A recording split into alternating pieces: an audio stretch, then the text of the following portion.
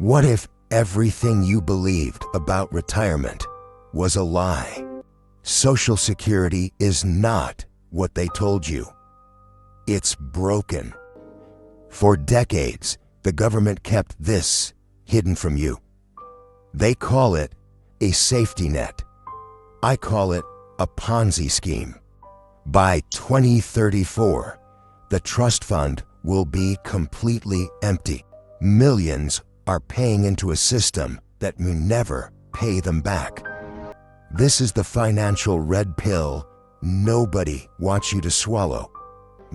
Today, I'm exposing the truth they don't teach you. How Social Security really works and why it's collapsing. Watch until the end. Your retirement depends on it. When Bernie Madoff orchestrated the largest Ponzi scheme in American history, he was sentenced to 150 years in federal prison. His crime? Promising returns he couldn't deliver, using money from new investors to pay off old ones, and watching the whole house of cards inevitably collapse. The judge called it extraordinarily evil. The media called it fraud. The law called it a felony. But here's the question that should keep you up at night. What do you call it when the government does the exact same thing, just on a scale so massive that Madoff's $65 billion operation looks like pocket change? Right now, at this very moment, you're participating in something you didn't choose to join. You can't opt out of it. And if you're under 50 years old, there's a mathematical certainty that you'll never see the returns you've been promised. Before you click away thinking this is just another conspiracy theory rant, let me hit you with some numbers that the government publishes openly. Numbers so stark that they require no interpretation, just basic arithmetic. In 1945, when your grandparents or great-grandparents were building the America we inherited, there were 42 workers paying into the system for every single retiree collecting benefits. 42 to 1. The math was almost laughably easy back then. Fast forward to today, and that ratio has collapsed to less than 3 workers per retiree, and it's still falling. By the time millennials and Gen Z reach retirement age, projections show we'll be looking at a 2-to-1 ratio, possibly worse. Have you ever stopped to think about what that actually means for your future? Here's the uncomfortable truth that nobody in Washington wants to acknowledge. There's no account with your name on it. Accumulating interest. Waiting for you at age 67. Every dollar you've contributed has already been spent, paid out to current retirees, used to fund government operations through borrowing from the trust fund. The only way you'll ever see a dime is if enough younger workers keep paying into the system when you retire. Using money from new participants to pay earlier participants with no actual investment generating real returns. You know what happens when private citizens run schemes like this? They go to prison. Charles Ponzi himself only ran his operation for about a year before it collapsed and he was arrested. Madoff lasted decades, but eventually the math caught up with him too. It always does. These structures mathematically cannot sustain themselves. They require an endless supply of new money, and when that supply inevitably dries up, the entire thing implodes. So here's what should terrify you. This system has been running for nearly 90 years, and the supply of new workers is drying up right now, in real time, as birth rates plummet and life expectancy climbs. This isn't about politics. This isn't about left versus right. This is about mathematics, demographics, and the cold hard reality that no amount of political spin can change the trajectory we're on. You're paying into a system that literally cannot pay you back at the current rate, and everyone who understands basic math knows it. The only question is whether they'll admit it publicly or keep pretending everything's fine while quietly securing their own financial futures through means that don't rely on government promises. Stay with me until the end, because what we're about to uncover goes deeper than just one failing government program. We're going to pull back the curtain on how this scheme has been maintained for so long, who benefits from keeping you in the dark, and why the very people who created this mess have exempted themselves from its consequences. What you're about to discover might fundamentally change how you view your financial future and the institutions you've been told to trust. But before we dive into the mechanics of how this system works and why it's mathematically destined to fail, I need your help with something. If what I've said so far has hit you differently than the usual financial content you see online, if you're feeling that uncomfortable recognition that something you've always been told to trust might actually be built on quicksand, then do something that matters for both of us right now. Drop a comment and tell me, would you trust this system if it were a private investment? Think about it. If a financial advisor came to you with this exact structure, where your money goes directly to other people with no actual account in your name, and your return depends entirely on future participants joining, would you hand over your paycheck? I want to know where you stand. Are you already planning alternatives? Are you angry nobody explained this before? Whatever your take is, leave it below. The conversations down there are sometimes more valuable than the video itself. Here's the reality of how this platform works. When you engage, you're fighting against an algorithm that would rather you watch celebrity gossip than understand how the financial systems controlling your life actually operate. Every engagement signal tells YouTube this content matters, and that pushes these videos to more people who need to hear this, but don't even know to search for it yet. Your support is what makes it possible to keep doing this. So if you want more deep dives into the architecture of corruption running through our financial and political systems, hit subscribe. Not for me, but because you deserve to understand how the game is actually played. In the next 60 seconds, you're going to understand exactly how they've kept this running for almost 90 years when private schemes collapse in months. The answer reveals something much darker about the relationship between government power, your money, and the illusion of security they've sold you since birth. Now, I want to go deeper into this subject because once you understand the actual mechanics of what defines a Ponzi scheme, you'll see the comparison isn't hyperbole or political theater. It's just accurate description based on observable facts. Let's strip away all the emotion, all the partisan noise, and look at what financial regulators use as the defining characteristics. There are 3 core elements, and I want you to keep a mental checklist as we go through them. First, a Ponzi scheme promises guaranteed returns.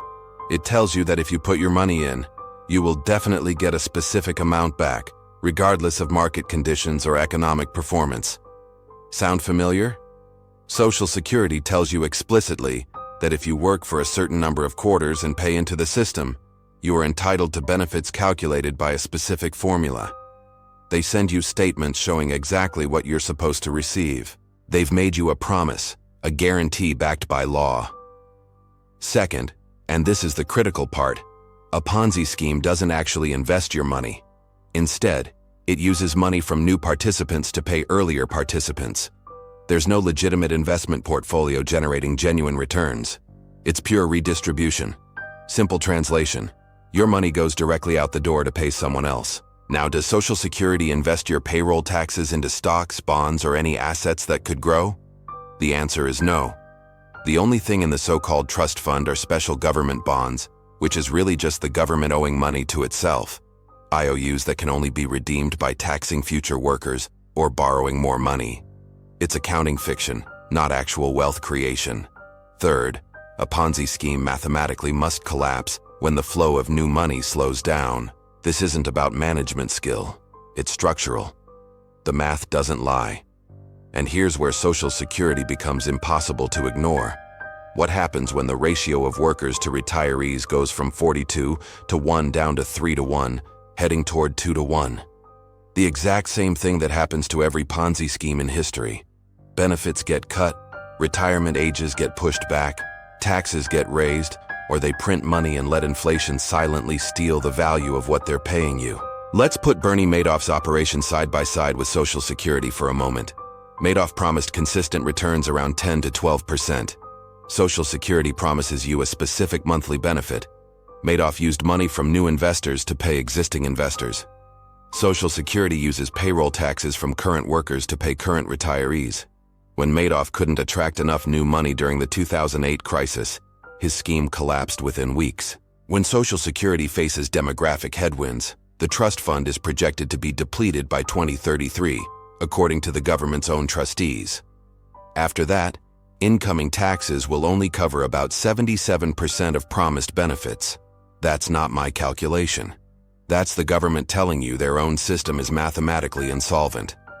Here's the part that should make your blood run cold. The difference is that Madoff went to prison, and his victims could sue. With Social Security, the Supreme Court ruled in Fleming v. Nestor back in 1960 that you have no legal right to the benefits you've been promised, even after paying in for decades. Congress can change or eliminate your benefits at any time. You're not a customer with contractual rights. You're a subject participating by legal compulsion, and the terms can be altered without your consent. Now, before you think I'm just some random person making wild accusations, let me tell you who else has made this exact comparison. Nobel Prize-winning economist Milton Friedman called Social Security the biggest Ponzi scheme on Earth. Paul Samuelson, another Nobel laureate, wrote in Newsweek that Social Security is a Ponzi game that works only because population growth kept expanding the base of contributors. Even economists who support social insurance academically acknowledge the structural similarities. They just argue that government coercion makes it sustainable. But that's not a defense of the system's integrity. That's an admission that it only works because you can't opt out, and they can break their promises whenever the math stops working. The transformation that happens when you truly accept this reality is profound.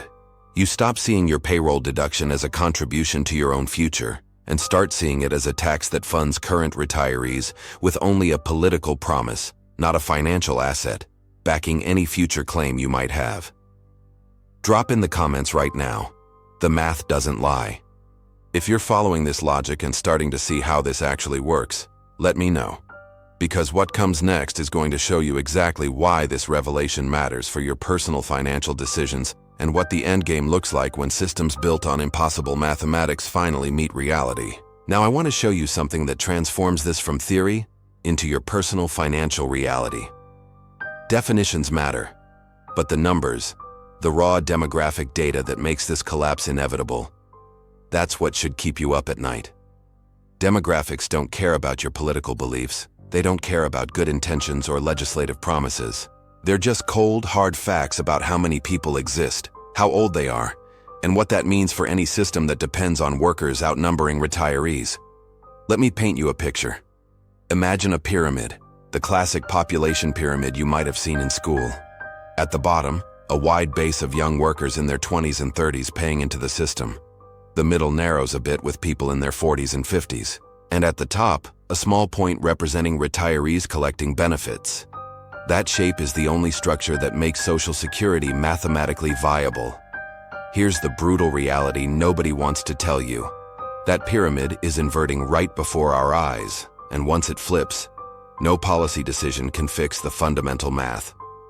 In 1950, American women had about 3 children on average. By 2020, that number dropped to 1.64. Well below the 2.1 replacement rate needed just to maintain population. We're not having enough children to replace ourselves, let alone expand the worker base needed to support growing retirees. Meanwhile, life expectancy climbed from 68 years in 1950 to nearly 79 today. Wonderful from a human perspective, catastrophic from a pay-as-you-go perspective. Each retiree collects benefits for more years while fewer workers exist to fund them. Here's where it gets personal. Say you start working at 22 and retire at 67. That's 45 years of payroll taxes. If you live to current average life expectancy, you'll collect benefits for 12 to 15 years. Sounds manageable, right? Except your money isn't sitting in an account somewhere. It was spent immediately on current retirees. The only way you get paid is if the next generation funds your benefits. So ask yourself, how many workers does it take to fund one retiree for 15 years when the ratio keeps shrinking? Now comes the worst part. The Social Security Administration publishes annual reports, and buried in those reports are projections that should terrify anyone under 50. The main trust fund is projected to be depleted by 2033, not by some partisan think tank, by the government's own trustees. Once depleted, the system can only pay what it takes in through current taxes, meaning an automatic 23% cut in benefits. Congress could act, but acting means raising payroll taxes dramatically on workers already struggling, cutting benefits even deeper, pushing retirement age well beyond 67, or some combination of all three. Those are the only options when arithmetic fails, and none involve you getting what you were promised. Let me make this personal because abstract percentages don't always hit home. If you're 30 years old right now, paying into Social Security and counting on those benefits for retirement, every official projection shows the system will be insolvent before you reach retirement age. Your entire working life, you'll pay maximum taxes, and when you finally reach the age you're supposed to collect, the most likely scenario is significantly reduced benefits, if the program still exists in any recognizable form. You're not investing in your future. You're paying for someone else's present, banking on a political promise that mathematics says cannot be kept. Does that feel like a fair deal to you? Other countries have already lived through this revelation. Japan, with one of the oldest populations on Earth, pushed retirement ages back, slashed benefits, and dramatically raised taxes just to keep their system limping along. Greece, during their financial crisis, cut pensions by up to 40% because the money simply didn't exist. These aren't hypothetical scenarios. These are real consequences that happen to real people who believe the same promises you're being told today. Every pay-as-you-go system eventually hits this wall because you cannot indefinitely support growing retirees with shrinking workers. It's not about political will, it's arithmetic. The emotional weight of this truth is something I don't take lightly. Your generation, and I'm probably in this with you, we're paying the tab for a promise our grandparents' generation made to themselves, funded by our parents, now falling apart on our watch. We didn't design this system. We didn't vote for these benefit levels. We weren't even born when the critical decisions were made. But we're the ones who will bear the full weight of the collapse, because we're the generation paying in our entire working lives and reaching retirement right when the mathematical impossibility becomes undeniable. That's not fair, but fairness has nothing to do with mathematics. How has this system survived so long despite these obvious problems? Politicians have known about this demographic time bomb for decades, but their incentives are all wrong. The benefits of fixing it are decades away, while the political cost of raising taxes or cutting benefits is immediate. So generation after generation of lawmakers kicked the can down the road, making the problem worse with each delay. Now we're running out of road. Write in the comments, I see the numbers. If this is clicking for you, if you're starting to understand why your gut feeling that something's wrong is actually backed by hard data, let me know. Because what we need to examine next is how they've managed to keep this illusion alive for so long, and what actually happens when a Ponzi scheme has the power to tax and the authority to change the rules whenever the game stops working in their favor. Now a question should be burning in your mind. If the mathematics are this clear, if the demographic collapse is this obvious, if economists across the political spectrum acknowledge the structural problems, why is the system still functioning? Why hasn't it collapsed like every private Ponzi scheme does? The answer reveals something profound about the difference between schemes run by criminals and schemes run by governments. The first and most powerful tool is something no private scheme operator has ever possessed: the ability to create money out of thin air. When Bernie Madoff ran out of new investor money, he couldn't print more dollars to cover redemptions. He went to prison. But when Social Security runs short, the government has options that would be called counterfeiting if you or I tried them. They borrow by issuing treasury bonds, adding to the national debt your children will service. They pressure the Federal Reserve to keep interest rates artificially low, quietly destroying the purchasing power of your savings through inflation. In extreme scenarios, they literally create new money, paying benefits with dollars worth less each year. This is the magic trick keeping the illusion alive. You get your check, you see your promised benefit amount, but what that money actually buys has been silently confiscated through inflation. It's a form of default that requires no admission of defaulting. The numbers on your check stay the same, or even climb slightly. But your groceries, your rent, your healthcare, they all rise faster than your cost of living adjustments ever could. You've been paid technically, but you haven't been made whole. Most people never understand the sleight of hand that just occurred. Then there's what I call the perpetual reform machine. Every decade, when projections get too dire to ignore, politicians announce a grand compromise to save Social Security. They raise the payroll tax cap, push retirement age back a year or two, adjust the benefit formula to reduce future payments, change how cost of living increases are calculated. Each reform is sold as the permanent solution securing the system for generations. Each reform buys maybe 10 or 15 years before the next crisis and the next round of reforms. It's a ratchet that only turns one direction. You pay more, you work longer, you get less. And the genius from the government's perspective is that each generation accepts these changes because the alternative, admitting the whole system is fundamentally broken, is too psychologically threatening to contemplate. Notice the framing they use. When they raise your payroll taxes, they call it asking the wealthy to pay their fair share. When they push retirement from 65 to 67 to potentially 70, they call it adjusting to increased life expectancy.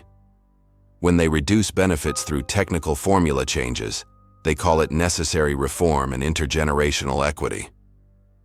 The language makes you feel selfish for objecting, frames your resistance as standing in the way of a solution, rather than recognizing you're being asked to pay more into something mathematically incapable of delivering what it promised. The third pillar holding up this facade is pure propaganda, and I use that word deliberately. From the moment Social Security was created, it's been wrapped in language of social solidarity, moral obligation, collective responsibility. You're not being taxed to fund current retirees, you're honoring your parents and grandparents. You're not trapped in a failing system, you're participating in the social contract. Questioning the structure isn't analytical thinking. It's selfishness or greed, or libertarian extremism. They've convinced people that paying into a mathematically insolvent system is a moral imperative while pointing out that insolvency is somehow immoral. But here's the mechanism that truly separates government Ponzi schemes from private ones. You cannot opt out. When investors got suspicious of Madoff, they could demand their money back and walk away.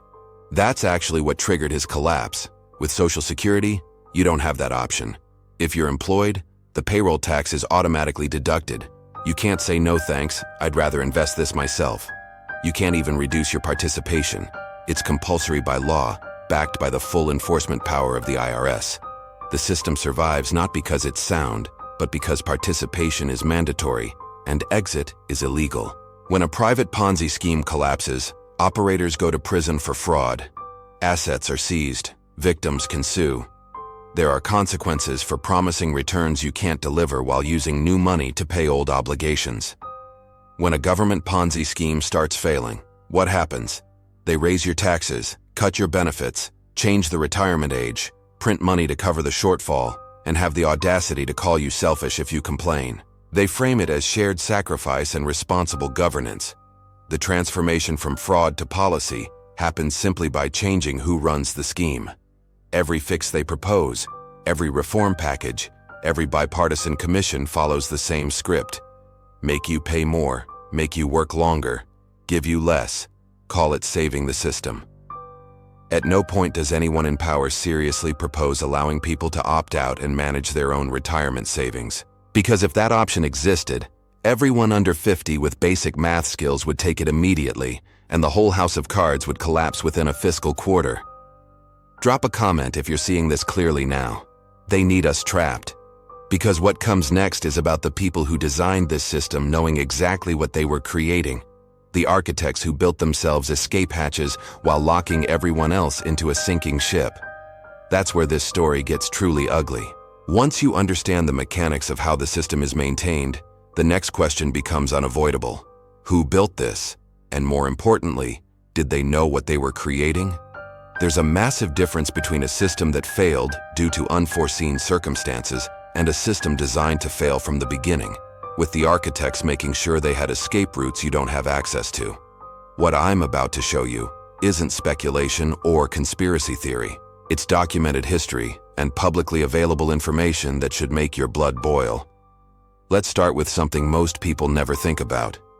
When members of Congress created Social Security in 1935, they exempted themselves from participating in it. Read that again. The people who designed the system, who wrote the legislation, who sold it to the American public as a secure retirement program, they didn't want to be part of it themselves. They had their own separate retirement system with significantly more generous benefits and different funding mechanisms. It wasn't until 1984, nearly 50 years later, that federal employees hired after that date were required to participate in Social Security. Even then, they still have the federal employees' retirement system layered on top, giving them benefits far beyond what ordinary Americans receive. This pattern repeats at every level of government. State legislators frequently have their own pension systems dramatically more generous than Social Security. These plans often allow retirement after 20 or 25 years of service, with benefits that would be considered obscene in the private sector. Many are also severely underfunded, facing their own mathematical impossibilities. But here's the key difference. When those systems face shortfalls, the solution is always to raise taxes on you to cover the gap, never to reduce benefits of the government employees who created the mess. The architects weren't stupid. They understood actuarial mathematics. They had access to demographic projections. When they set benefit levels and tax rates in the early decades, they knew the ratios couldn't last forever. But the political incentives were crystal clear. Promise generous benefits now, reap the electoral rewards immediately, leave the bill for future generations who can't vote yet. The politicians who expanded Social Security benefits in the 1960s and 1970s are dead now, comfortably retired on their government pensions. We're left holding the bag for promises that mathematics says cannot be kept. Think about the mantra from 2008. Privatize the profits, socialize the losses. Wall Street banks took enormous risks, paid themselves massive bonuses when things went well, then got bailed out with taxpayer money when bets went bad while executives kept their wealth. The pattern with Social Security is identical. The generation that voted for expanded benefits got to retire comfortably with generous payouts funded by a favorable worker-to-retiree ratio. They privatized the gains. Now that demographics have shifted and the system is mathematically insolvent, they expect younger generations to pay higher taxes, work longer, accept reduced benefits. We're socializing their losses. Same playbook, just operating over decades instead of quarters. Let that sink in for a moment. The people you were taught to trust, the institutions you were told would take care of you, they were never designed with your interests in mind. They were designed to benefit the people who created them and the generation that voted for them, with your compliance assumed and your exit prevented by law. It's not incompetence. It's not an unfortunate accident of changing demographics nobody could have predicted. It's a deliberate choice to promise benefits that couldn't be sustained, knowing full well that future generations would either pay the bill or face the consequences of default. And here's what should really crystallize your understanding. The people running the system don't believe in it. They have their own escape hatches. Members of Congress participate in Social Security now, but they also have the thrift savings plan with generous government matching contributions you don't get. They have access to insider information about policy changes that could affect markets. When they retire, they often transition into lobbying or corporate board positions, paying more in a year than most Americans earn in a lifetime. They're not dependent on Social Security surviving. You are. In public, Social Security is the sacred third rail of American politics, untouchable, a moral commitment to our seniors, the foundation of retirement security. In private, in academic papers and policy conferences, it's acknowledged as unsustainable, mathematically insolvent, requiring fundamental restructuring. Nobody has the political courage to attempt. The gap between the public narrative and the private truth is a chasm. That gap exists specifically to keep you compliant, while the people who understand the reality make different decisions for themselves. This isn't about liberals versus conservatives. Both parties have participated in this deception for decades. Republicans expand benefits when politically convenient and kick the can on fiscal consequences. Democrats defend the system as sacrosanct, while quietly acknowledging in their own policy papers that major changes are necessary. The bipartisan consensus isn't about protecting you. It's about protecting the system that gives them power. A protection racket forces you to pay for security you may never receive, with implied threats if you refuse. Social Security forces you to pay for benefits you may never receive at promised levels, with legal penalties if you refuse. The mafia eventually gets prosecuted. The government gets re-elected. The only difference is scale and the legitimacy conferred by democratic processes that are themselves captured by the very people benefiting from the system. Leave a comment right now. Different rules for them. If you're seeing how the architects built themselves exits while trapping you inside a structure they know will collapse, let me know. Because what we need to examine next is what actually happens when these systems finally break completely. What history shows us about government Ponzi schemes in their terminal phases, and why understanding that timeline matters for every financial decision you make from this moment forward. Now, I want to go even deeper into this subject because understanding who built the trap and why it exists is crucial. But what really matters for your life, for your actual financial future, is understanding the end game. We're not talking about if this system faces a reckoning.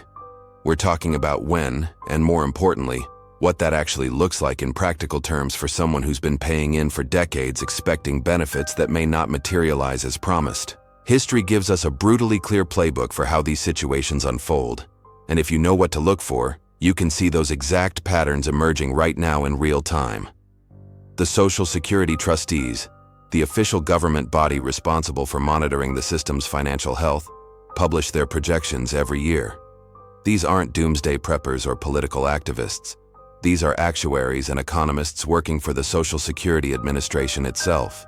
Their most recent reports project that the Old Age and Survivors Insurance Trust Fund will be depleted by 2033. That's not some distant future your grandchildren need to worry about. That's less than a decade away. If you're in your 40s or 50s right now, that depletion happens before you retire.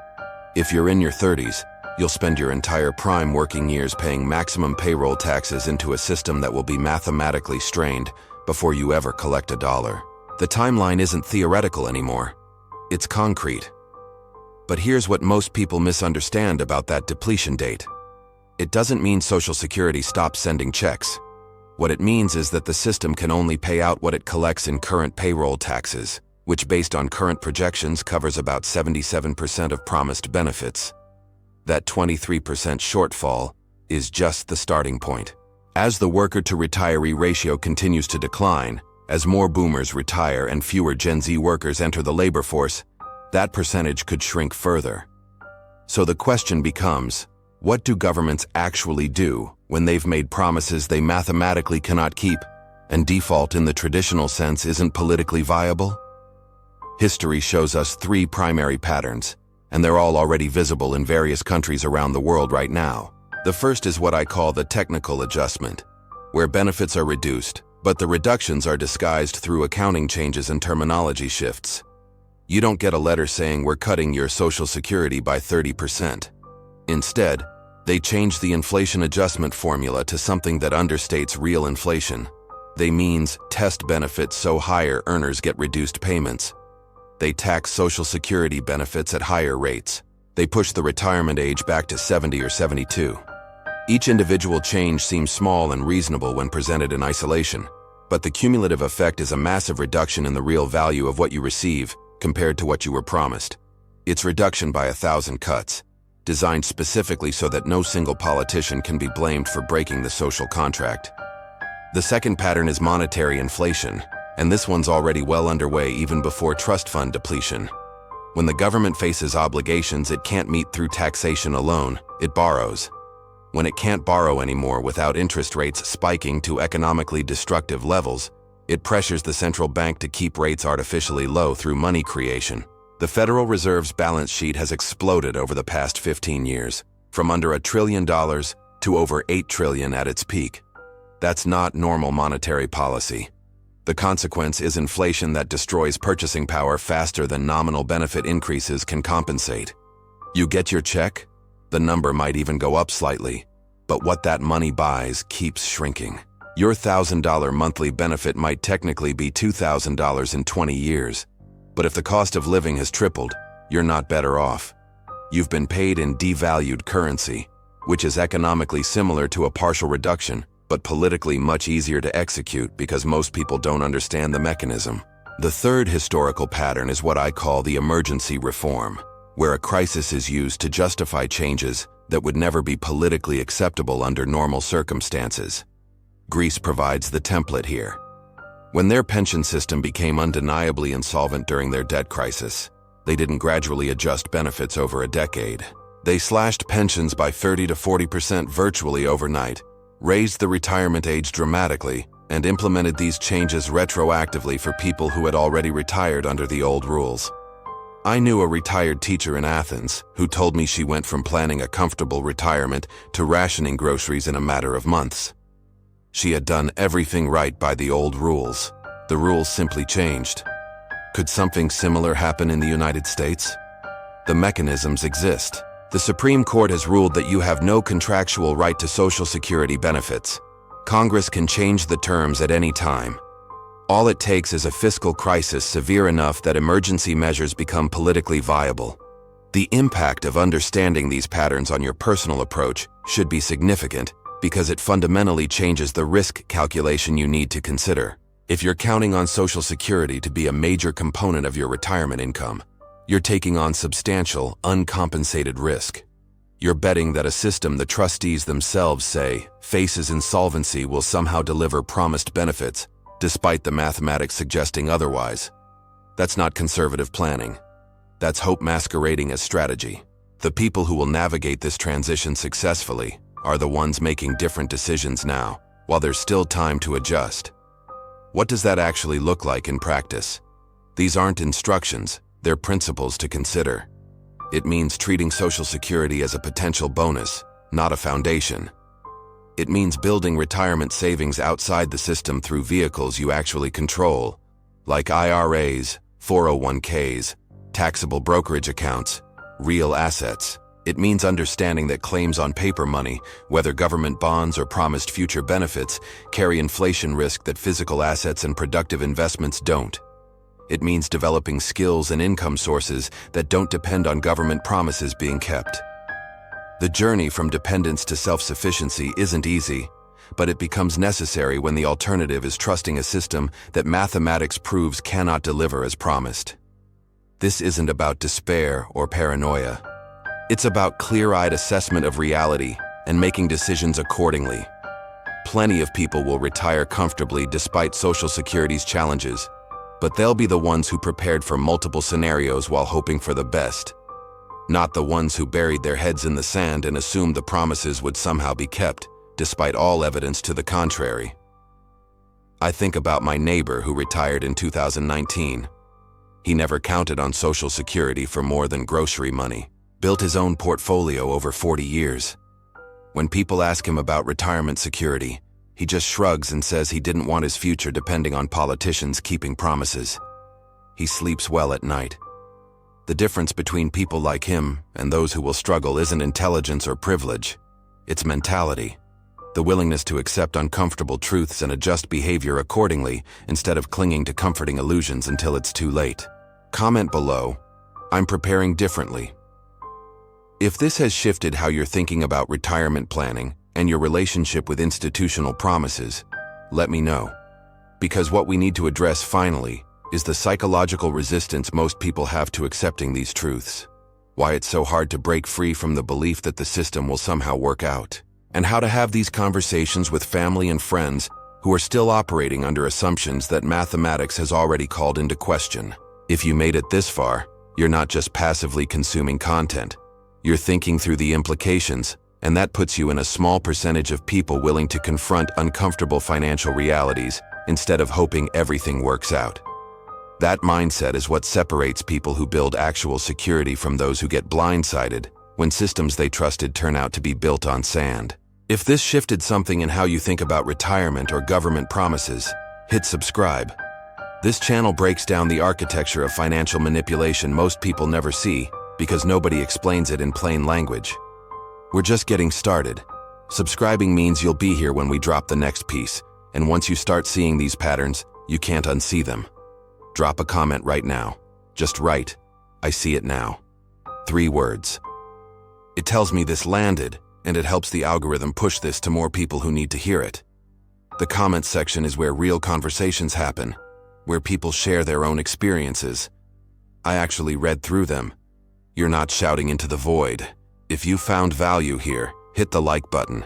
It seems small, but it makes a real difference in whether this reaches more people or gets buried. Now there's another video you need to watch that connects directly to what we just covered.